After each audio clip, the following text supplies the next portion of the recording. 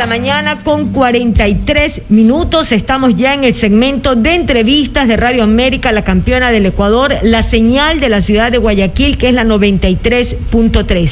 Nuestro primer invitado ya está presente vía Zoom. Se trata del señor Giovanni Brito. Él, su familia, estuvo perjudicado por la crisis financiera del año de 1999. Y vamos a conversar sobre la indemnización que han solicitado los ex accionistas de Filambanco. Señor Brito, gracias por estar con nosotros acá en Radio América. Me acompaña Carlos Murrieta, mi compañero. Soy Nubia Villasís. Bienvenido a este espacio. Nubia, buenos días. Carlos, buenos días y muchas gracias. Ya, señor Brito, nos gustaría conocer su criterio en torno a la indemnización que está solicitando al Estado ecuatoriano los hermanos Isaías, ex accionistas de Filambanco. Es completamente descabellado que los Isaías, estos dos señores Isaías, pidan una indemnización, siendo que ellos fueron los que perjudicaron no solo al Estado ecuatoriano, sino que nos perjudicaron a cientos de miles de ecuatorianos. Ellos se llevaron más de 1.400 millones de dólares en el momento de cuando ellos traspasaron el banco Filambanco, que ya estaba quebrado, al Estado, y encima más que pidan 2.000 millones más. Es algo descabellado. Es algo que es de locos. ¿Cómo va a ser posible que el que perjudica ahora es la víctima, que el perjudicador ahora es el perjudicado? Eso es una cosa de locos que no puede pasar. Es imposible que eso se pueda dar. Usted puede no estamos en Manuelito, pues. Usted puede comentarnos su caso particular, por favor, en torno a la experiencia. Encantado, Nubia. En el año, mi madre fue una de las mejores clientas del Banco del Pichincha durante los 80 y hasta finales de los 90. ¿Qué pasa? Nosotros teníamos un edificio en la González Suárez de 14 pisos que ya estaba alzado en obra negra, que estaba ya hecho toda la estructura metálica. Entonces se firma un fideicomiso cuando estaban los Isaías de dueños del banco. Ellos agarran, ya tenían la información privilegiada que el Estado ya estaba comprando el banco para hacer el salvataje bancario y ellos llevarse esos 4.400 millones de dólares. Agarre, se hace el fideicomiso unos 5 días antes que se cierre el banco, ellos ya sabiendo que el banco ya estaba vendido solo por perjudicarnos y llevarse. Se hace el fideicomiso, siendo que un fideicomiso tiene una duración de 3 años mínimo. Eso es lo que estipula la ley. Ya faltando 2 días para que se cierre el banco, le hacen firmar una dación en pago de lo más ilegal. A su mamá. Llevan el edificio en la González Suárez, de aquí en Quito, en uno de los mejores barrios aquí en la ciudad. Después de años de pelear y de luchar, no se pudo conseguir ni eso. Le hacen firmar una dación en pago diciéndole que todas sus deudas venidas y que tengan y habidas, eso se iban a borrar. Mentira. Las deudas continuaron, fueron deudas por más de 600,000 dólares. Yo en ese tiempo yo tenía 18 años, ahora tengo 46 años. Y mi mamá me sacó de garante de algunos préstamos, porque en ese tiempo los préstamos eran rotativos. ¿Qué significa rotativo? Que cuando uno sacaba un préstamo, las mismas propiedades que estaban ahí me daban un crédito a mí, le daban un crédito a mi mamá y etcétera. Entonces, ¿qué hacen ellos? De lo más ilegal, le hacen firmar una dación en pago y encima le dejan endeudado. Años más tarde salen ya hacia acá el Ecuador, ya hay el feriado bancario, donde todos salimos afectados, donde hay muertos, donde hay suicidados, donde hay gente que emigró, miles de ecuatorianos emigraron, miles de familias se rompieron. ¿Quién les va a indemnizar a ellos? ¿Cómo va a ser posible que los que perjudicaron a un país ahora pidan dinero? Eso es una cosa, Carlos, Nubia, de locos. Ahora, entonces, en su caso particular, ustedes tenían el edificio en la González Suárez que estaba prácticamente ya en obra gris, ya los acabados. Viene en el año 1999, su mamá era no en Pichincha, sino en el Filambanco, aparentemente, es que se equivocó al inicio. Y ya tenían la información de que ya iba a venir el salvataje a los bancos y ellos sacaron el dinero del Ecuador y se lo llevaron. Pero dice que a su mamá y a los otros accionistas les hacen firmar un documento ¿de qué era? Una dación en pago. Dación en pago, la dación en pago. Ahí la dejaron sin bien, pues. Exactamente.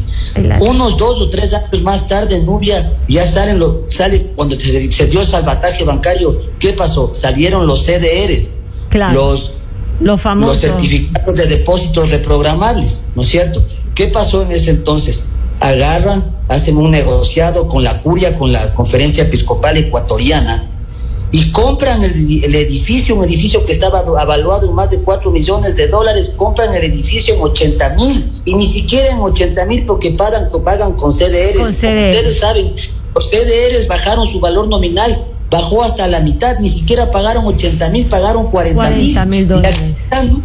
Aquí está el personaje que se llama el obispo de Guayaquil, Antonio Arregui, defendiendo el negocio y encima siendo que una iglesia no tiene por qué estar haciendo negocios comerciales. Dice que las operaciones financieras de la curia fueron necesarias para hacer la obra social en beneficio de la iglesia. Ya, ok. Don Giovanni, buenos días, ¿cómo le va? Carlos Murrieta le saluda. Esto de aquí, tal vez es necesario contarlo, ¿no? Porque durante la crisis financiera del 99, usted ya lo mencionaba a breves rasgos, se originó una ola migratoria. Si nosotros en la actualidad nos condolemos de los hermanos venezolanos, pues no, en 1999 nosotros vivimos algo parecido. Y además de la crisis migratoria, se sumó una ola de suicidios sin parangón en la historia de la República. Lamentablemente, su hermano se suicidó durante esos tiempos. ¿Nos podría contar por qué su hermano tomó esa fatal decisión? Supuestamente se saldó la deuda. ¿Qué pasó? El Filambanco fue el único banco que no entró en la AGD, que se quedó afuera como Filanfondos. Este banco Filanfondos no entró en la AGD, entonces comenzó a vender los diferentes activos que tenía, entre estos el edificio que estábamos conversando hace un momento. Después Filanfondos, como fue mal manejado, como siempre lo que maneja el Estado está mal, se llevó el Banco Central del Ecuador. Nosotros tenemos otro bien, el Banco Central, ya habiéndose cobrado con el edificio de allá la deuda supuesta, nos dejan con otra deuda, siendo que ya estaba saldada, como de 400, 500 mil dólares, y comienzan a venir aquí a medir. Los peritos que miden comenzaron a venir a medir nuestra casa para también llevarse nuestra casa donde vivíamos. Mi hermano, que se asustó tanto porque, ¿qué pensó él? Que íbamos a vivir debajo de un puente.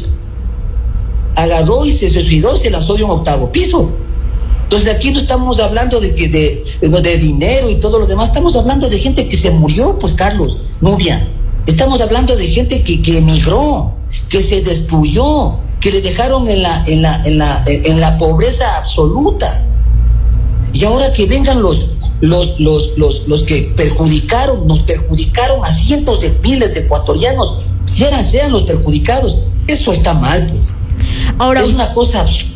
¿Usted por qué cree que ocurre esto en este preciso momento? Y se lo consulto porque el fallo de la ONU a favor de los Isaías no toca para nada el tema de los bienes, ni tampoco, obviamente, ese fallo es vinculante para el Estado ecuatoriano. Y aún no siendo vinculante, jamás dice en ese fallo que hay que devolverles dinero, que ellos tienen que... Jamás, ese fallo, los bienes los dejó por completamente aparte, o sea, ni siquiera les dijo eso ahí. ¿Por qué cree que eso fue en el 2016? O sea, se han esperado 6 años para presentar esta acción. ¿Por qué cree usted que ocurrió justo en este momento coyuntural del Ecuador? Porque ahora está un banquero de presidente. Es un banquero que está de presidente. En todo caso, Correa, siendo Correa y todo lo que hizo, él estuvo presente y siempre supo la verdad. Lo que hicieron estos dos hermanos de la nación fue una cosa brutal. Yo no soy correísta, yo no soy partidista de ningún partido político, yo soy apolítico porque creo que los políticos acá están totalmente podridos. Pero justamente cuando está un banquero aquí quieren venir a llevarse el resto, supuestamente el resto ¿de qué? Si a mucha gente nos quebraron, nos dejaron hasta ahora en la central de riesgos, no podemos ni siquiera impulsar un negocio. ¿Siguen ustedes afectados actualmente? A mí desde los 18 años me tienen en la central de riesgos por este tema, y no se hable más, no se hable de mi mamá, que en su tiempo fue una persona muy pudiente, una empresaria airosa, y ahora ella ya no se pudo hacer nada más por ellos. Y muchas personas estamos así en la indefensión. ¿Cómo va a ser posible que la central de riesgos maneje la vida de todos nosotros? Es decir, señor, es decir que 20 años después ustedes siguen teniendo problemas de insolvencia, por decirlo así, de estar en central de riesgo. Mi madre ya salió por el tema de la reestructuración de las deudas del feriado bancario con las leyes que sacaron. En el tiempo de Correa, ni siquiera de este. Ya. En el tiempo de Correa se hizo eso y logró salir mi mamá, pero yo sigo todavía en la central de riesgos porque ya ahora el Banco Central le vende en un centavo, Nubia, Carlos, le venden en una notaría, le venden un centavo todas las deudas, todas nuestras deudas a los deudores de la buena fe de la banca cerrada, le venden un centavo en una notaría al Resicop. ¿Y usted cree que el Resicop está haciendo algo por nosotros? Todo lo contrario, lo que quiere todavía es agarrar y llevarse lo poco que nos queda a los ecuatorianos. Le vendió en un centavo su deuda. Debemos. Claro. ¿Y ese Resicor qué es Resicor? ¿Qué empresa es? ¿Quién la maneja? ¿Quién es dueña? ¿Quiénes son los accionistas? Resicop es una empresa mixta, que el 98% de las acciones sigue siendo la Corporación Financiera Nacional y 2% son privados. No sabemos cuáles son los privados, pero lo sigue siendo prácticamente del Estado, porque la Corporación Financiera Nacional es del Estado. Entonces, pasamos de un ente, pasamos de la Filafondos, pasamos al Banco Central, del Banco Central pasamos al Resicop, ¿y qué se arregla? Absolutamente nada. Don Giovanni, usted sabe que existen nuevas generaciones que lamentablemente no vivieron, o en buena hora no vivieron en la crisis financiera del 99. Por eso es justamente, por eso Carlos, lo hemos invitado esta mañana. De la edad de nuestros padres. Por eso le hemos invitado esta mañana, don Giovanni, para que usted pueda contar su historia y que las nuevas generaciones conozcan que quienes antes de una u otra forma destruyeron la vida de muchas familias ecuatorianas, ahora están regresando como los perjudicados, tal y como usted planteó al comienzo. ¿Cuál sería su pedido puntual al Procurador General del Estado, que es la persona que debe ejercer la defensa del Estado en vista de esta demanda de los hermanos Isaías? Y también, ¿cuál sería su mensaje al presidente de la República, Guillermo Lasso? Que no dé paso a él, que no se una a esta gente. Yo creo que debe haber intereses de por medio, porque siempre hay algo de por medio, Carlos, Nubia. Pero yo no creo que esté bien que un presidente lamentablemente sea banquero, no, porque ¿cuál es el negocio del banquero, Carlos? Supuestamente el banquero solo tiene que prestar plata y cobrar los intereses, pero en ese tiempo, en el feriado bancario, todos los banqueros agarraban y cogían nuestro dinero y ellos apalancaban sus otros negocios, sus canales de televisión, compraban canales, compraban tierras, compraban empresas, etcétera. De banqueros se volvieron empresarios, pero con la plata nuestra, y cuando ya no tuve plata para seguir pagando, porque hay que tener claro, Carlos, una cosa: los deudores no vinculados y los vinculados. Los vinculados son los propios banqueros, sus familiares y sus amigos, que iban a un banco, decían: ve, tío, primo, pana, lo que sea, necesito 1,000 millones de sucres, y les daban sin poner ni siquiera una televisión en prenda. A nosotros los que no somos vinculados, nos tenían todos nuestros bienes de ahí. Eso es lo que pasó. Eso tienen que entender las nuevas generaciones, lo que es un vinculado y un no vinculado. Eso es lo que hacían ellos, se sacaban el dinero para apalancar sus miles de negocios, sus cientos de negocios. Y cuando ya no hubo plata, vino este presidente y hizo el feriado bancario para ayudarles a ellos, no a nosotros, no a los ciudadanos, para que ellos sigan haciendo sus negocios y los demás que nos muramos del hambre. Entonces eso es lo que tienen que saber las nuevas generaciones, porque generaciones como la de nosotros, como la de nuestros padres, que somos los que sufrimos esto, sabemos lo que es. Fue como el COVID-19, Dios mío. Fue exactamente igual aquí, pero no con un virus, sino con unos pocos de banqueros delincuentes que se hacían préstamos de ellos mismos para crear más empresas para ellos mismos beneficiarse. Ya. Eso es lo que yo quiero que sepan las nuevas generaciones, Nubia, Carlos. Y en torno al Procurador General del Estado, que le corresponde la defensa en este caso. Es una locura eso. ¿Cómo pueden defender lo indefendible? Eso no es indefendible. ¿Cómo puede ser posible que una vez que ya se llevaron 1.400 millones de dólares, señor Brito, fraudulentamente de todos los ecuatorianos que emigraron, que se murieron, porque muchos hasta se suicidaron, vengan ahora por más? Es una locura, Nubia. Señor Brito, ya para finalizar este tema, ¿cuántas personas más aún en la actualidad siguen igual que usted en Central del Riesgo por este problema con Filambanco? O con la banca cerrada. ¿Cuántos más? Somos un colectivo de más de 300, 400 personas que somos los deudores de la buena fe de la banca cerrada, donde nosotros sí metimos nuestros bienes que todavía nos tienen jodidos, donde todavía seguimos en la central de riesgos porque ellos les da la gana.